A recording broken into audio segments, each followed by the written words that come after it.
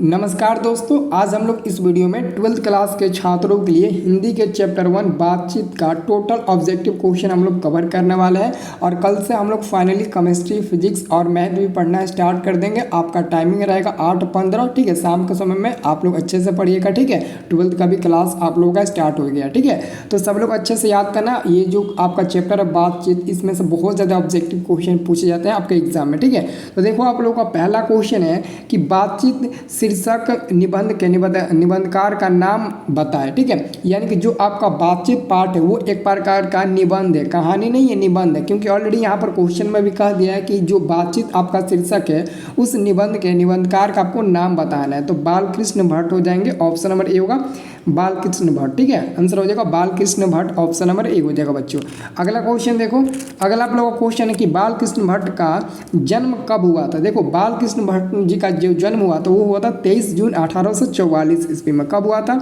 23 जून 1844 ईस्वी में हुआ था। और कहाँ हुआ था? तो मैंने आप लोगों को बताया था ना कि ज़्यादातर लेखक का जन्म उत्तर प्रदेश में ही हुआ है, ठीक है। तो आगे हम आपको बताएंगे इनका जन्म कहाँ और कब हुआ था, ठीक है। कब हुआ था ये तो बता दिया, कहाँ हुआ था आगे देख लो, ठीक है। मैं जहाँ तक आपको गेस करके बताया, ठीक है। अब देखो बाबू, अगला क्वेश्चन है कि बालकृष्ण भट्ट का निधन कब हुआ था। यानी कि दोस्तों, बालकृष्ण भट्ट का जो मृत्यु हुआ था, यानी कि जो इनका मृत्यु हुआ था वो कब हुआ था। तो बच्चों याद करना, आंसर होगा इसका सी नंबर वाला 20 जुलाई 1914 ईस्वी में इनकी मृत्यु हो गई थी, ठीक है। चलो अगला क्वेश्चन आपका कि बालकृष्ण भट्ट का निवास स्थान कहाँ था। यानी कि दोस्तों, इनका जो जन्म हुआ था वो कहाँ पर हुआ था। तो हम लोग बताना चाहेंगे कि इलाहाबाद, उत्तर प्रदेश में। मैंने बोला ना कि ज़्यादातर लेखक का जन्म उत्तर प्रदेश में ही होता है, ठीक है। तो आप लोग थोड़ा यहाँ से भी गेस कर सकते हो, ठीक है। तो अगला क्वेश्चन हम लोग देखते हैं जी। अगला क्वेश्चन हम लोग का क्या है? 5 नंबर। देखो जी, 5 नंबर क्वेश्चन कह रहा है कि बालकृष्ण भट्ट ने मोटा मोटी कुल कितने निबंध लिखे। यानी कि उन्होंने, बालकृष्ण भट्ट जी ने लगभग मोटा मोटी कितने निबंध लिखे थे। तो आप लोग आंसर बाबू टिक लगाना, ऑप्शन नंबर किस पर? तो लगभग 1000। अब समझ लो 1000 लगभग, बाप रे। चलो अगला क्वेश्चन देखते हैं बाबू। अब देखो, अगला क्वेश्चन है आपका कि बालकृष्ण ने प्रसन्न का नाम बताए। यानी कि बालकृष्ण जो भट्ट थे वो प्रहसन का नाम किसे बताए, ठीक है। तो इसका आंसर क्या होगा? देखो, ऑप्शन नंबर ए में दिया जैसा काम वैसा परिणाम, ठीक है, ये तो सही है। ऑप्शन नंबर बी में दिया ये तीनों, और ऑप्शन नंबर सी में नई रोशनी का 20, और ऑप्शन नंबर डी में है अचार का डिबम। तो इसका आंसर क्या होगा बाबू? देखो बाबू, इसको अच्छे से याद करना सबको, ठीक है। सबको इसको अच्छे से याद रखना, ये तीनों, ठीक है। क्या होगा बाबू? इसका आंसर हो जाएगा ऑप्शन नंबर, ये देखो बी नंबर में दिया ये तीनों, यही आपका आंसर होगा, ठीक है। चलो जी, अगला क्वेश्चन क्या है? अगला आपका क्वेश्चन है जी, आपका 7 नंबर प्रश्न कहता है कि कौन सा उपन्यास बालकृष्ण भट्ट से नहीं लिखा था। यानी कि कौन सा इसमें से उपन्यास है जो बालकृष्ण भट्ट जी ने नहीं लिखा था, ठीक है। तो आपको बता देना है कि सर जी इसका आंसर होगा ऑप्शन नंबर बी, अजातशत्रु जो है ना, वो इनका लिखा गया रचना नहीं है। यानी कि इनके लिखा गया जो उपन्यास है वो नहीं है, ठीक है, अलग है। अब देखो बाबू, अगला क्वेश्चन है वाक्य शक्ति के अनेक फायदे में कौन दो है, बताओ। तो इसका आंसर क्या होगा? तो याद करना, 8 का आंसर हो जाएगा आपका ऑप्शन नंबर डी होगा, ठीक है। स्पीच वक्तृता और बातचीत, ठीक है। आंसर हो जाएगा आपका डी नंबर, ठीक है। चलो अगला क्वेश्चन क्या है जी? अगला आपका क्वेश्चन है, देखो अगला क्वेश्चन है आपका 9 नंबर। बेन जॉनसन ने क्या कहा था। ये क्वेश्चन काफ़ी इंपॉर्टेंट है। बेन जॉनसन ने क्या कहा था? तो बेन जॉनसन ने कहा था कि बोलने से ही मनुष्य के रूप का साक्षात्कार होता है। हाँ बिल्कुल, बोलने से ही मनुष्य के रूप का साक्षात्कार होता है। बहुत जगहों पर दोस्तों इंसान बोलता है तो सामने वाला बंदा पहचान जाता है कि यह किस कैटेगरी का बंदा है, ठीक है। बोलने से ही वो पहचान जाता है। तो आंसर हम लोग देंगे ऑप्शन नंबर ए नंबर पर, ठीक है। चलो अगला क्वेश्चन हम लोग का है कि एडिशन का मत क्या है। एडिशन का मत क्या है जी? देखो यहाँ पर 10 नंबर क्वेश्चन पूछा गया, एडिशन का जो मत है वो क्या है। तो हम लोग बोलेंगे असल बातचीत सिर्फ 2 व्यक्तियों में हो सकती है। तो इसका आंसर ऑप्शन नंबर बी होगा। क्योंकि दोस्तों जो आपका बातचीत कहानी है, यानी कि जो क्वेश्चन कह रहा है कि एडिशन का मत क्या है, तो एडिशन का जो मत है वो है कि असल बातचीत जो है वो सिर्फ 2 व्यक्तियों में हो सकती है। तो बातचीत केवल 2 ही व्यक्ति में नहीं बल्कि बहुत व्यक्तियों में हो सकती है, लेकिन एडिशन का मत यह है, ठीक है। चलो अगला क्वेश्चन है हिंदी प्रदीप नामक मासिक पत्र बालकृष्ण भट्ट ने इलाहाबाद से हिंदी वर्धनी सभा की ओर से कब निकला। तो इसका आंसर क्या होगा जी, 11 का आंसर क्या होगा, तो याद रखना सभी विद्यार्थी 11 का आंसर होगा 1 सितंबर 1877 ईस्वी में। 1 सितंबर 1877 ईस्वी में आप सभी लोग याद रखना, ठीक है। चलो अगला क्वेश्चन हम लोग का है 12 नंबर क्वेश्चन है कि हिंदी प्रदीप कितने वर्षों तक प्रकाशित हुआ, यानी कि जो हिंदी प्रदीप था वो कितने वर्षों तक प्रकाशित हुआ। तो लगभग 33 यानी कि 33 मतलब कि 3 ठीक है, 3 याद रखना, ठीक है। चलो तो अगला प्रश्न की ओर हम लोग बढ़ते हैं। अगला हम लोग का प्रश्न आता है बाबू कि कौन सा नाटक बालकृष्ण भट्ट ने नहीं लिखा, यानी कि कौन सा नाटक है जो बालकृष्ण भट्ट जी ने नहीं लिखा था। तो 13 का जी आपका फाइनल आंसर होगा। ऑप्शन नंबर देखो यहाँ पर डी नंबर में दिया गया आषाढ़ का एक दिन। आषाढ़ मतलब समझते हो, मतलब कि घर की औरतें ज़्यादा बोलती है, माघ चैत पूस बैसाख ये सब होता है, ठीक है। तो आप लोग याद रखें आषाढ़ का एक दिन, ठीक है, याद रखना बाबू, ठीक है। चलो अगला क्वेश्चन आता है 14 नंबर आपका कि बालकृष्ण भट्ट किस युग के साहित्यकार थे। बालकृष्ण भट्ट जो थे वो किस युग के साहित्यकार थे। तो हम लोग का 14 का आंसर क्या होगा बाबू 14 का हम लोग का करेक्ट आंसर हो जाएगा ऑप्शन नंबर ए, भरतेंदु युग के थे। किस युग के, तो भरतेंदु युग के थे, आंसर होगा ए नंबर वाला, ठीक है। तो याद रखना जी। अगला प्रश्न आप लोगों का आता है जी, अगला प्रश्न आता है चमनिस्तान का क्या अर्थ है। चमनिस्तान का क्या अर्थ होता है जी, सब लोग अच्छे से देखो। चमनिस्तान का जो अर्थ होता है वो क्या होता है, तो बाबू याद करना, आंसर होगा आपका डी नंबर, हरे भरे बागों का इलाका। चमनिस्तान का मतलब क्या होता है, हरे भरे बागों का इलाका होता है, ठीक है। अब चलो अगला क्वेश्चन है कि बालकृष्ण भट्ट क्या नहीं थे। बालकृष्ण भट्ट जो है वो क्या नहीं थे, तो आंसर महाकाव्यकार नहीं थे। महाकाव्यकार वो नहीं थे, बाकी सब थे, महाकाव्यकार नहीं थे। पत्रकार, निबंधकार, आलोचनाकार ये सब थे, लेकिन महाकाव्यकार उनको बोला जाए तो बिल्कुल नहीं थे। अब देखो अगला क्वेश्चन आप लोगों का है जी, अगला क्वेश्चन है आप लोगों का कि किसने लिखा कि गद्य लिखना भागों का सार्वजनिक करते जाना है, यह किसने लिखा। तो देखो आप लोगों का जो 17 का आंसर होगा वो होगा सी नंबर, रघुवीर सहाय का। दोस्तों आप लोगों ने नाम सुना रुद्रवीर सहाय का, ठीक है, तो याद रखना।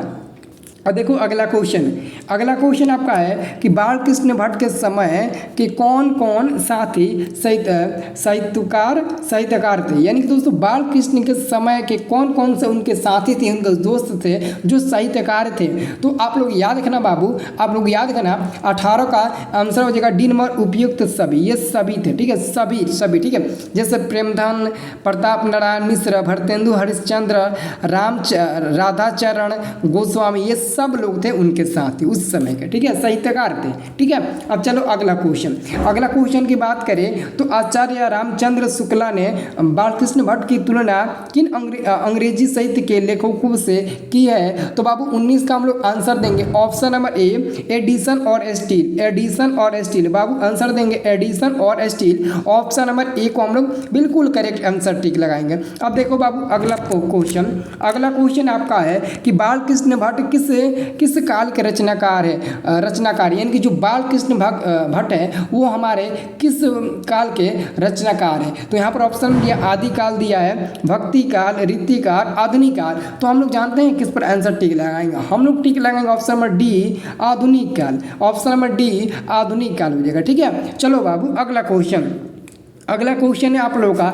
कि बालकृष्ण भट्ट की रचना बातचीत क्या है। बालकृष्ण भट्ट की जो रचना है बातचीत क्या है। तो बच्चों 21 का आंसर होगा ऑप्शन नंबर डी, ललित निबंध। क्या हो जाएगा जी, ऑप्शन नंबर डी हो जाएगा ललित निबंध। क्या हो जाएगा प्यारे लाल, ऑप्शन नंबर डी हो जाएगा ललित निबंध, ठीक है बाबू। अब चलो अगला क्वेश्चन की ओर ध्यान मटकाए। अगला क्वेश्चन है दमयंती स्वयंवर किस लेखक की रचना है। दमयंती स्वयंवर किस लेखक की रचना है। तो बाबू यहाँ देखो आपका आंसर होगा सी नंबर, मलयज नहीं, बालकृष्ण भट्ट जी होंगे जी, बालकृष्ण भट्ट जी होंगे। ऑप्शन नंबर सी होगा बालकृष्ण भट्ट, ठीक है।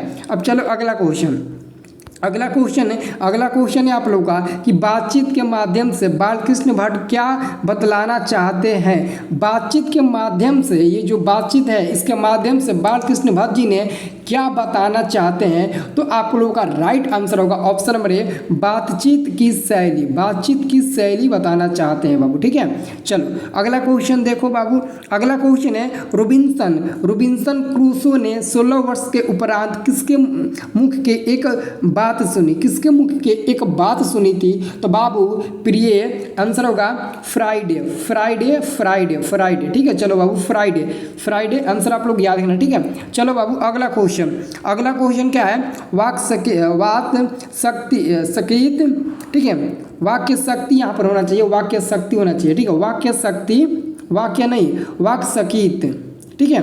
तो नहीं, यहाँ पर कुछ दूसरा होना चाहिए, लगता है गलती टाइपिंग हो गया, ठीक है। तो वाक्य शकीत के अभाव में मनुष्य क्या नहीं कर पाता है, तो बाबू याद रखना 25 का आंसर हो जाएगा आपका सी नंबर, बोल नहीं सकता, क्या नहीं कर सकता, तो बोल नहीं सकता, खाना नहीं खा सकता, बिल्कुल नहीं, बोल नहीं सकता, आपका आंसर हो जाएगा सी नंबर वाला, ठीक है। चलो अगला क्वेश्चन आपका है 26 नंबर प्रश्न कहा था कि बातचीत शीर्षक निबंध के अनुसार जो कुछ मवाद या धुआं जमा रहता है वो भाप बनकर निकल पड़ता है, कैसे, तो ऐसे। तो 26 का आंसर होगा बातचीत के जरिए, किसके जरिए बाबू, बातचीत के जरिए, आंसर होगा आपका सी नंबर वाला, ठीक है। चलो प्यारे लाल अगला क्वेश्चन देखो, बालकृष्ण भट्ट के पिता का क्या नाम था। बालकृष्ण भट्ट जी के पिताश्री का क्या नाम था, तो बालकृष्ण भट्ट जी के पिताश्री का नाम था बेनी प्रसाद भट्ट, आंसर होगा बी नंबर वाला। अगला क्वेश्चन प्यारे लाल, अगला क्वेश्चन, बालकृष्ण भट्ट के पिता पेशे से क्या थे, देखो जी, बालकृष्ण भट्ट के जो पिता थे वो पेशे से क्या थे, यानी कि वो क्या काम करते थे, तो एक व्यापारी का काम करते थे। पेशे से क्या थे, तो व्यापारी थे, क्या थे बाबू, तो व्यापारी थे, ठीक है। चलो मेरे सोना अगला क्वेश्चन देखो, अगला क्वेश्चन आपका है कि बातचीत शीर्षक निबंध के अनुसार रस का समुद्र किनकी बातचीत में उमड़ा चला जाता है, तो हम लोग आंसर देंगे सर जी दो हम सहेलियों की बातचीत में आपका करेक्ट आंसर होगा ऑप्शन नंबर ए होगा बाबू, ठीक है, ऑप्शन नंबर ए हो जाएगा, ठीक है। चलो अगला प्रश्न की बात करें हम जी, अगला अगर हम प्रश्न की बात करें तो नौजवानों की निंदा किनकी बातचीत का मुख्य प्रकरण है, नौजवानों की निंदा किनकी बातचीत का मुख्य प्रकरण है, तो बाबू यहाँ पर ध्यान दो, दो बुढ़ों की, ठीक है, आंसर होगा आपका ऑप्शन नंबर डी हो जाएगा, क्या हो जाएगा, दो बुढ़ों की, ऑप्शन नंबर डी हो जाएगा। अब देखो अगला क्वेश्चन है कि लेखक बालकृष्ण भट्ट के मन में अध्ययन की रुचि एवं लालसा किसने जगाई, यानी कि बालकृष्ण भट्ट के मन में अध्ययन की रुचि एवं लालसा किसने जगाई थी, तो 31 का आंसर होगा मामा ने, उसके मामा ने जगाई थी ना बाबू, मामा, ठीक है, मामू, ठीक है। अब देखो बाबू अगला क्वेश्चन मेरे प्यारे लाल कि बालकृष्ण भट्ट की रचना निम्न में से कौन सा है, तो बातचीत है, कौन सा है, तो जी बातचीत होगा, आपका क्या होगा 32 का ए नंबर हो जाएगा। मेरे प्यारे लाल आप लोगों को मैं बता देना चाहता हूँ, अब दोस्तों आप लोगों का क्लास डिजिटल बोर्ड पर होगा, ठीक है, डिजिटल बोर्ड पर, और रिकॉर्डेड वीडियो भी मिलेगा, डिजिटल बोर्ड पर भी होगा, तो आप लोग चिंता मत करो, कल से फिजिक्स, केमिस्ट्री, मैथ का भी आपको वीडियो मिलना स्टार्ट हो जाएगा, ठीक है। और दोस्तों हम लोग डिजिटल बोर्ड पर भी क्लास करेंगे, ऐसा नहीं है कि आपको डिजिटल बोर्ड पर क्लास नहीं चलेगा, बिल्कुल चलेगा, चिंता मत करो, ठीक है। तो सब कोई चैनल को सब्सक्राइब कर लेना बाबू, ठीक है, और सब कोई एक कमेंट कर देना और एक लाइक कर देना, ठीक है बाबू। चलो।